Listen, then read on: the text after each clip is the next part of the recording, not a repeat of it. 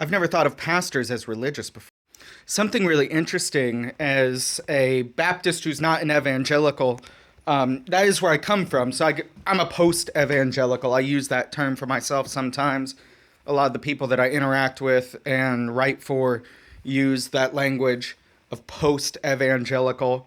But something really interesting is that my church picks up people that are sort of deconstructing, they're putting away the parts of their evangelicalism or their fundamentalism that don't work for them anymore, that don't match lived reality or don't jive with the world as they have experienced it, or don't line up with the Jesus that they've come to know. And a lot of these folks get jettisoned from their church for asking questions, and they end up in churches like mine. The church, mine's the wrong word because I'm a Baptist. The church where I serve as the pastor, and it's Holy Week right now, and I was just talking with someone who's in that sort of, having that experience of coming out of extremely conservative American evangelicalism and discovering a new kind of way to follow Jesus. And we were talking about Holy Week, because we do Holy Week at our church. We observe some parts of Lent. We do things on the days of Holy Week.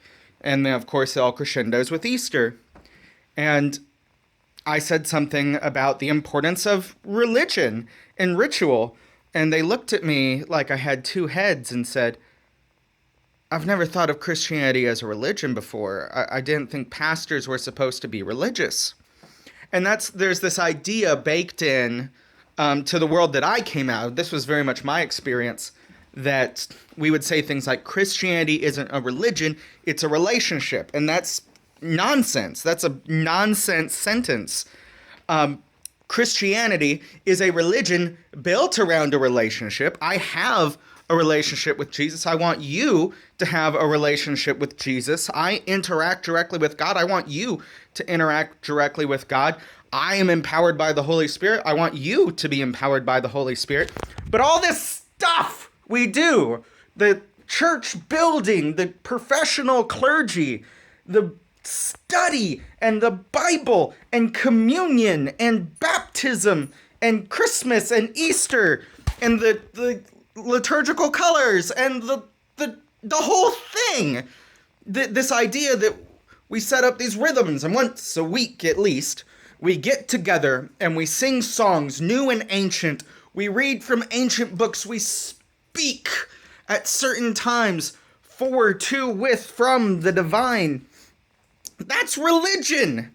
The structure of the church is the religion of about Jesus.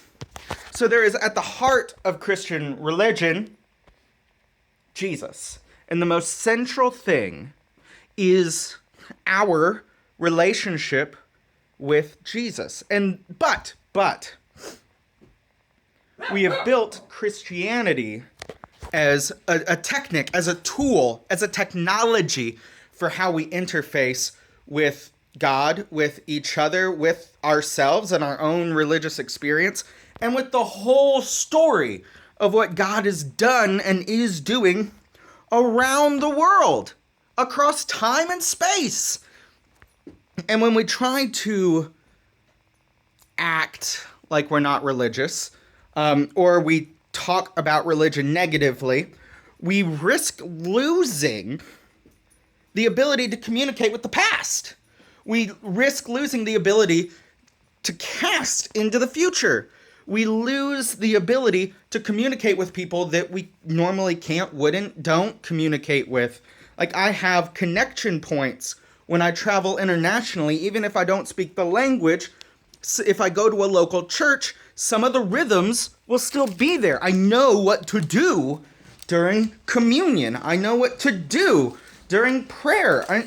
And everyone does things a little differently, but it's all that religious core holds the church together. Can it be weaponized? Yes. Can it be toxic? Yes. Can it be ugly and manipulative? Yes. And we're supposed to, like Jesus, and we learn this in our personal relationship, our personal devotion. That was me reading the Bible. We learn how to do that through our personal relationship with Jesus, the Jesus who hated manipulative religion, hated controlling religion, hated the way that the religious leaders of his time. Other dogs are allowed to be outside. Jesus' harshest critiques were always towards the religious leaders who manipulated and burdened others.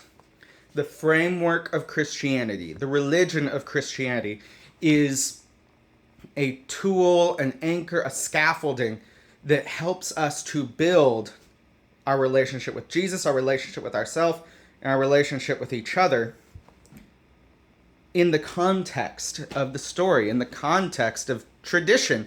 You don't have to use all of it. You don't have to like all of it. I'm a Baptist. That's like my favorite thing about being Baptist. People ask frequently about what do Baptists do, and I'm like, well, that's the best part. We kind of make a lot of it up as we go inside of this framework that we call religion. And a lot of people are scared of that word, and I think that's part of the project of modernity.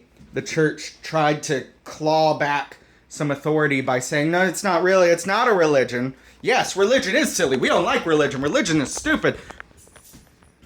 But we're doing something different. No. The way that we interact through the life of the church is religious, but that religion is based around a living person in the person of Jesus, an active God, a moving Holy Spirit. All of which, that Trinity, that beautiful mystery, we get to encounter as individuals and as a collective. And the church, in its religion, our tools, our training, I really like the word I said a minute ago, our scaffolding that help us build this life with Christ. So, is Christianity a religion or a relationship? It's both. But Christianity, the thing, that's a religion. That's the religion of people who are trying to follow Jesus. And you can try to follow Jesus and stand outside of that religious tradition. I wouldn't recommend it. It seems lonely. And you can be in the religious tradition and reject the teachings of Jesus. We've seen way too much of that in the United States lately. So, there you go. It's Easter. Go to church.